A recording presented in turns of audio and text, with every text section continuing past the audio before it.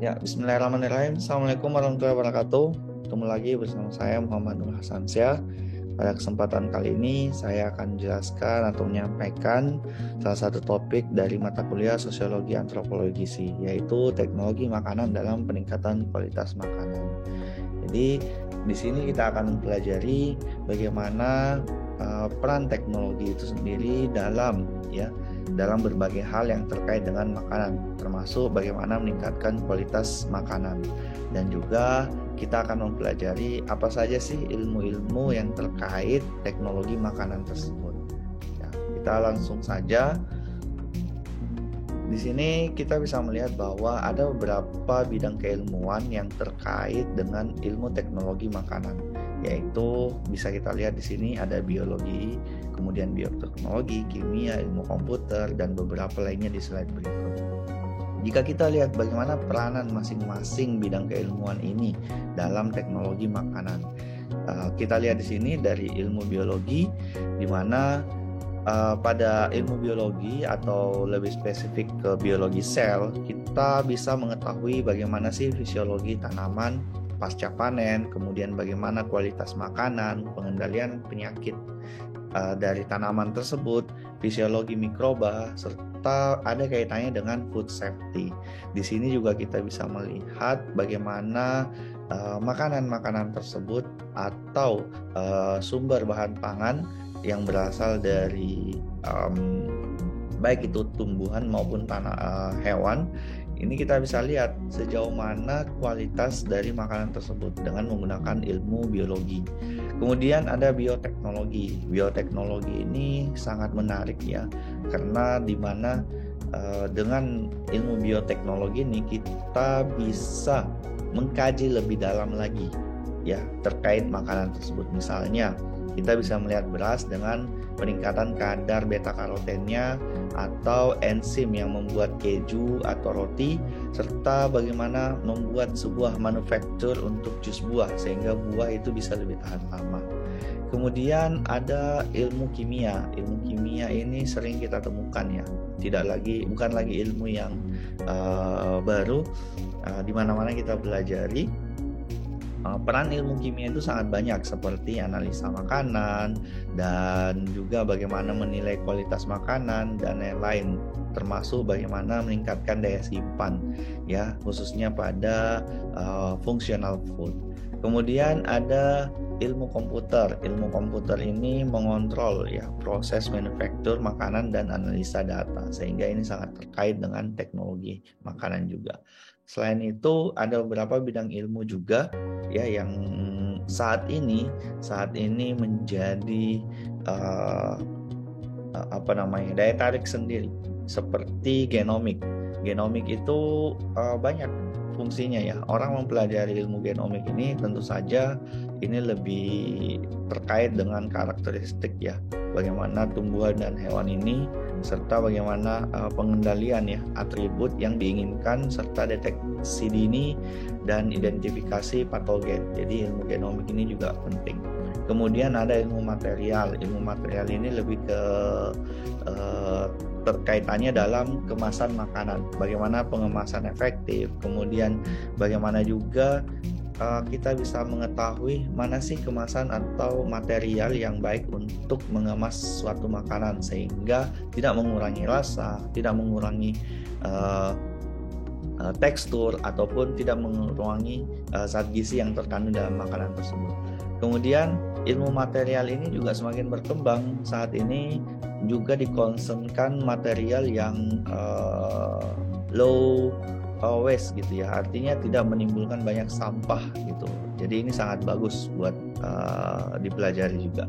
Dan tentunya ada ilmu mikrobiologi. Ilmu mikrobiologi ini merupakan salah satu bidang ilmu yang sangat terkait juga dengan teknologi makanan dan juga gizi, di mana di sini bisa mengetahui bagaimana lingkungan bakteri, mulai dari manfaat, kerugian, sampai kita bisa menggunakan apa bakteri tersebut, seperti jamur dan lain-lain dan seterusnya. Selain itu, kita juga bisa melihat ilmu lainnya ya, seperti ilmu gizi, fisika, sensori, dan toksikologi. Jadi ada berbagai macam ilmu. Kalau ilmu gizi tentunya tidak diragukan lagi ya, karena kita semua merupakan orang gizi. Jadi di sini bisa dilihat bagaimana fortifikasi makanan itu merupakan bagian dari ilmu gizi juga. Kemudian bagaimana menentukan makanan yang cocok untuk seseorang atau individu yang merupakan tujuan dari kita makan itu adalah untuk mencapai kehidupan yang sehat dan bugar. Jadi disitulah dipelajari dalam ilmu gizi. Kemudian ada fisika ya. Fisika lebih ke manufacture atau industri. Kemudian ada ilmu sensori, ini lebih ke bagaimana hedoniknya ya, mengetahui aroma, rasa, dan lain-lain serta lainnya. Dan ada ilmu toksikologi, yaitu asesmen terhadap keamanan komponen kimia. Ini sebenarnya tidak jauh-jauh tadi dari ilmu mikrobiologi, ilmu biologi, tapi ini lebih spesifik lagi membahas toksikologinya saja. Dan tentu saja banyak pengaruh teknologi dalam kebiasaan makan kita. Tentu saja apa yang ada di sekitar kita itu sangat mempengaruhi kebiasaan makan, dan teknologi memiliki pengaruh yang sangat besar ya dalam menentukan kebiasaan makan kita. Yang pertama, teknologi itu mempengaruhi daya terima. Kalau kita lihat di sini ya, makanan yang diproduksi dengan teknologi yang baik ya biasanya itu lebih diterima dibanding makanan yang diproduksi dengan teknologi yang kurang baik. Namun di beberapa daerah yang memang bukan daerah urban ya, daerah rural atau desa, itu memang masih sulit menerima teknologi. Tapi kalau di daerah-daerah kota cenderung makanan dengan teknologi baik itu mempengaruhi kebiasaan makan seseorang. Kemudian daya beli ya, semakin tinggi teknologi suatu makanan maka harganya akan semakin mahal. Jadi semakin canggih teknologinya, ini akan mempengaruhi juga kebiasaan makan dari daya belinya. Kemudian akses terhadap makanan, dengan adanya teknologi ini bisa membuat akses makanan semakin terbuka, semakin meningkat gitu ya. Semakin meningkat karena apa? Ya misalnya kalau kita bisa lihat ada satu bahan pangan yang cuma hadir di waktu-waktu tertentu, tapi dengan adanya teknologi maka sepanjang tahun pangan tersebut bisa ada gitu. Jadi ini bisa meningkatkan aksesnya dan meningkatkan keanekaragaman pangan. Tentunya dengan teknologi kita bisa ya membuat diversifikasi ya, varietas yang banyak, sehingga kebiasaan makan juga akan terpengaruh. Dan tentu saja dengan adanya teknologi maka pengetahuan, kesadaran terkait gizi itu semakin berkembang ya, dengan teknologi informasi yang semakin melejit ya dengan tingginya, maka ini akan sangat mempengaruhi kebiasaan makan. Jadi seperti yang saya sampaikan sebelumnya di slide sebelumnya, jadi ada banyak ilmu yang berkaitan dengan teknologi dan makanan. Salah satunya ilmu teknologi informasi ya, atau kita bisa lihat di situ ilmu fisika, teknik ya, itu merupakan bagian dari teknologi informasi. Dan teknologi ini sangat terkait dengan kebiasaan makannya. Bisa kita lihat bagaimana peran dari teknologi, kemudian adanya urbanisasi, dan juga bagaimana perubahan kebiasaan makan tersebut, di mana kita lihat perkembangan teknologi ini orang lebih bisa bergerak dengan cepat ya, satset sana sini, sehingga urbanisasi juga semakin meningkat. Adanya urbanisasi ini akan mempengaruhi kebiasaan makan, karena kaum urban itu akan mengubah kebiasaan makan yang semula berbasis traditional food itu akan menjadi modern food ya. Apa dampaknya? Dampaknya tentu saja peningkatan konsumsi daging dan produk hewani lainnya, kemudian adanya market atau pasar yang lebih luas untuk menjual produk hewani, karena modern food itu lebih didominasi ya dengan adanya produk-produk hewani. Kemudian ada dampak lainnya juga, peningkatan pengetahuan gizi, sehingga orang akan lebih sadar untuk mengkonsumsi berbagai jenis makanan termasuk sayur dan buah. Serta dampak lainnya yang mungkin ya menjadi dampak negatif, yaitu kebiasaan makan di luar, jadi eating out, karena ini akan mengurangi makan bersama keluarga, sehingga mindful eating-nya akan lebih rendah. Kemudian adanya berbagai perubahan membuat status gizi ataupun status kesehatan itu seseorang akan berubah ya. Jadi mungkin yang awalnya tidak sering konsumsi daging jadi sering konsumsi daging akan meningkatkan kadar lemaknya atau kadar kolesterolnya. Kemudian ada juga yang dulunya mungkin tidak tahu sayur dan buah kita harus konsumsi setiap hari. Dengan adanya teknologi urbanisasi ini maka orang konsumsi sayur dan buah tiap hari sehingga dia lebih sehat, lebih bugar. Ataukah tadi yang saya sebutkan, orang yang sering makan di luar itu akan mengurangi mindful eating sehingga akan mempengaruhi status gizinya. Orang yang dengan mindful eating rendah maka status gizinya juga akan terpengaruh. Bisa jadi dia obesitas ataupun gizi kurang. Dan tentu saja kita bisa lihat di sini ya, dampak dari teknologi dan kebiasaan makan itu terhadap kebiasaan makan itu ada dua ya, positif dan negatif.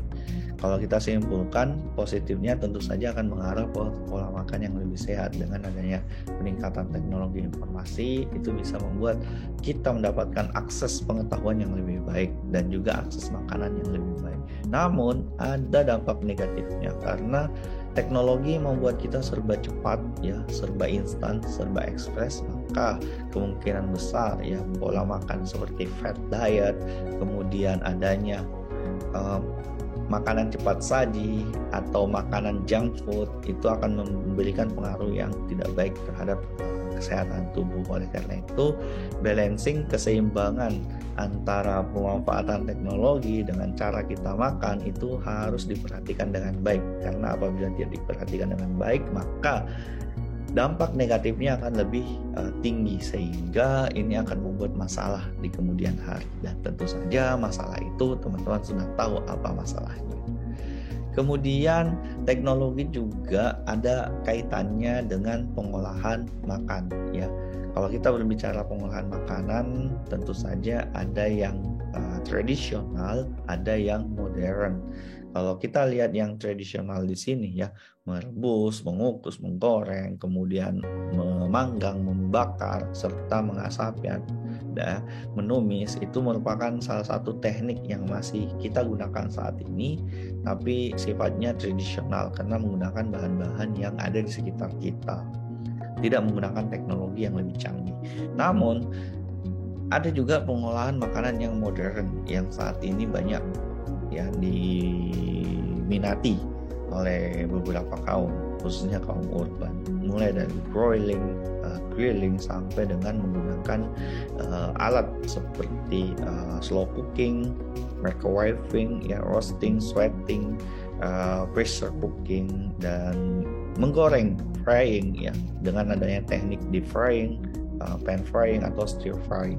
Jadi ini semua salah satu teknologi, dan tentu saja pengolahan makan ini akan mempengaruhi pola makan dan juga bagaimana kualitas dari makanan tersebut. Oleh karena itu dampak dari teknologi ini tadi saya kembali lagi bahwa kita harus balancing ya, menyeimbangkan, jangan sampai dampaknya yang negatif lebih besar dibanding dampak yang positif. Ini beberapa gambar ya. Contoh tradisional, sangat tradisional sekali ya di sini ya, kita bisa lihat ya, ini bukan pencitraan ke tradisional itu lebih jelek ya, tapi kita lihat dengan teknologi yang seadanya, dengan memanfaatkan apa yang ada di sekitar kita.